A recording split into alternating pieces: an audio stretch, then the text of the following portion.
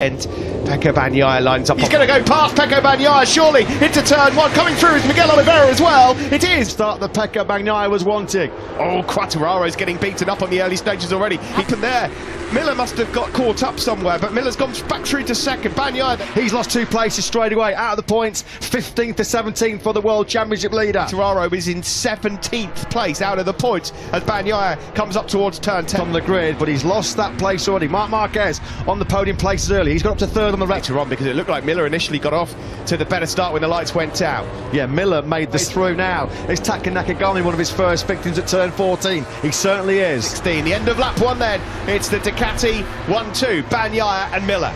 The fact when he went to sleep last night here, just a stone's throw away from this Misano circuit, he leads. Rossi Tribute livery. He was started third. He's 7th at the end of lap 1. Quartararo's through on Zarco. Let's not forget from 7th on the 3rd row up into 3rd. Yeah, Ducati would have been hoping that for World Championship battle. It's gone A-OK so far though. Plan A executed perfectly. Well, just a bit.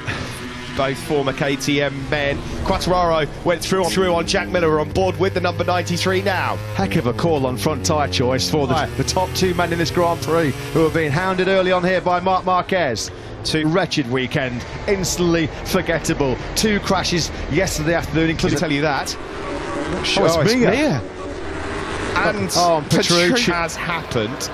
Yeah, Mia looks like is responsible for that incident. Involved in some skirmishes, of course, some pretty well publicised. Was hoping for down and out early on here at turn 2. Bit laps here around this Misano World Circuit. Marco Simoncelli. This 3 though, clear day 3 together even more. You just know that at this stage of the race, unless he can make it to Pecco Bagnaia, just not worth the risk. No, and he took a defensive line almost to go. Championship up for grabs. You do wonder whether previously on this couple of laps whether Miller might have gone for it.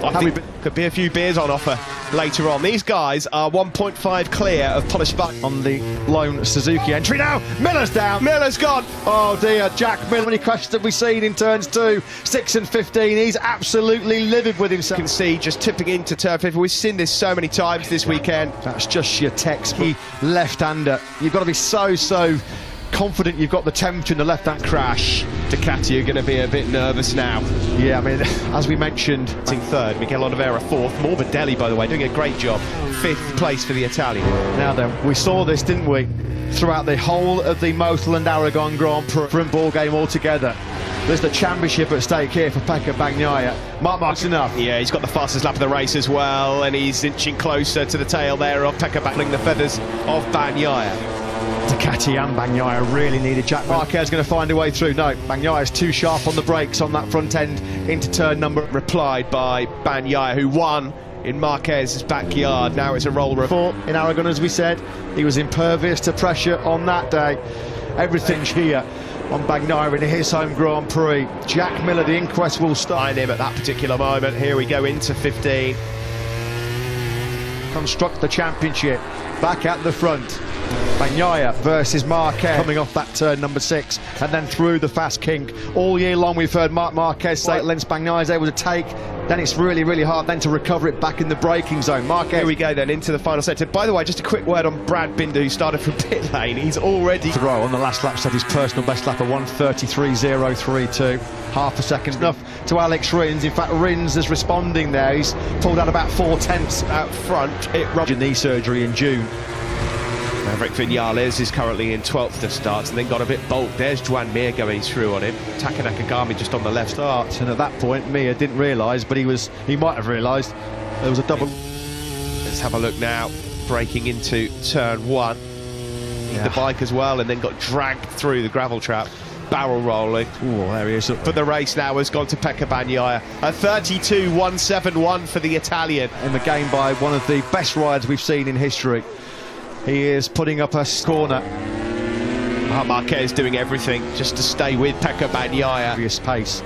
A 1:32.718 on his last lap. 3/10 quicker than on. But 5th place, that would be 11. Valuable of his own to bring the gap back down to 0.2 of a second. That's the battle for the lead. He's got Miguel Oliveira pretty comfortably covered at this stage. That gap's now been eked out to nearly 2 seconds. nothing at all. There goes Quartararo at turn 4 on Rins. That was coming. This didn't he a few weeks ago? I remember that unseen footage we saw shot by Dorner after that race and that incredible late drama. But here we go. How often has he seen that signal? Mark, it is still just over 0.2 of a second.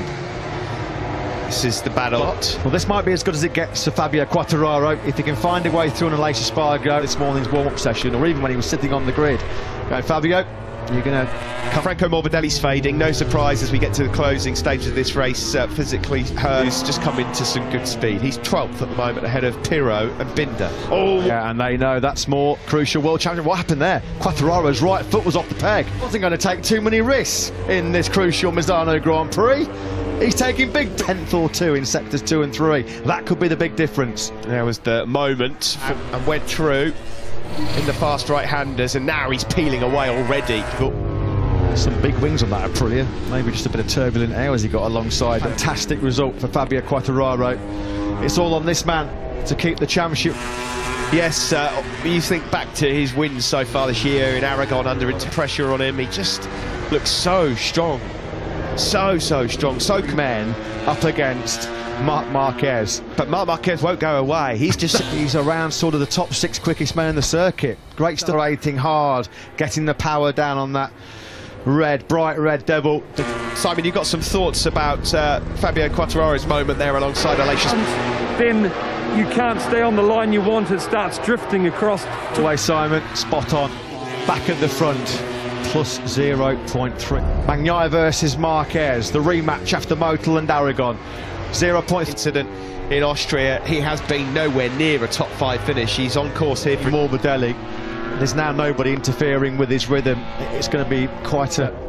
Bagnaia, he took 2/10 out of Marquez in sector 2. He's taken... Marc Marquez is probably going to have to wave the white flag to the imperious, the immovable race.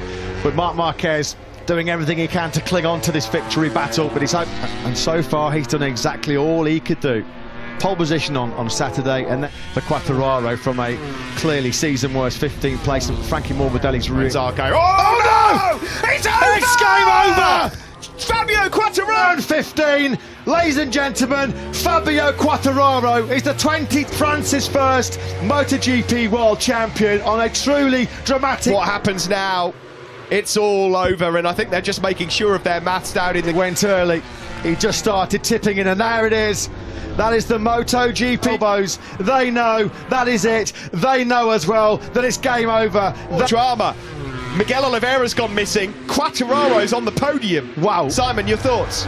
Guys, I think that front tyre, obviously, to guys, has dropped. I've gone from comfortable at the start of the race with that breeze. Number 15, heartache. First for Jack Miller, and then heartache as well. Back end of his incredible 2019 season. Yamaha about to be crowned world champion. Fabio Quartararo. What a twist. What a day in the life. The Fabio Quartararo. Under the cosh a couple of years ago, things were not going well, but what a change. Put some early pressure on Pecco Bagnaia, he really did. Pol Espargaro's been outstanding. Circumstances, he looks so cool, so calm and collected, but this man now... With 3 races to go, here is Pecco Bagnaia, the chances all this year. It's been kind to him. The brilliant win from pole position here in Misano won, but it has been real leading, and those 2 DNFs on Italian soil have been decisive. In the GP world champion will be Fabio Quartararo. He's about to start an emotion. Espargaro and Vinales, by the way. Valentino Rossi's not far off a top 10 finish in his last ever outing on this last lap and get on the podium to celebrate as the new world. The next big star years ago, everybody was saying he was the new Valentino Rossi, the next Marc Martin. What an inspired signing that proved to be. Fabio Quartararo's got it the inside. Here he comes. He sits up. The new world champion, Fabio Quartararo. He's got it. He's got it. He's on the podium, but Fabio Quartararo is the 20th. And it's a farewell appearance in Italy for Valentino Rossi, and he's going to be on the brink of end. Congratulations, though, from Johann Zarco to his fellow... Been through the mill, Quartararo, after the disappointment and dejection of 2020. And a few hugs. I'm about to have him. Alberto, yes. Sorry for Pecco, like, you know, this is racing, but he's a great rider. Big congrats. Fabio Quartararo, the 22-year-old Frenchman. He's Misano. What a lovely shot that is. Valentino Rossi His Valentino, he got a 10th place. Yeah, he got a top fantastic. 10. Brilliant stuff. You've got to feel even here over that Yamaha engine, Fabio Quartararo's screams of joy. Really pulling up trees, was he, in the Moto2 World Championship in 2018? That famous winning by Rossi's last dance in Italy. Quartararo crowned the world champion to get himself on the podium once more here in Mazzano. There's about 7 or 8 laps to go, and I said he had no chance. Really, really highly charged, emotional scenes across the board here. Valentino Rossi's his manager.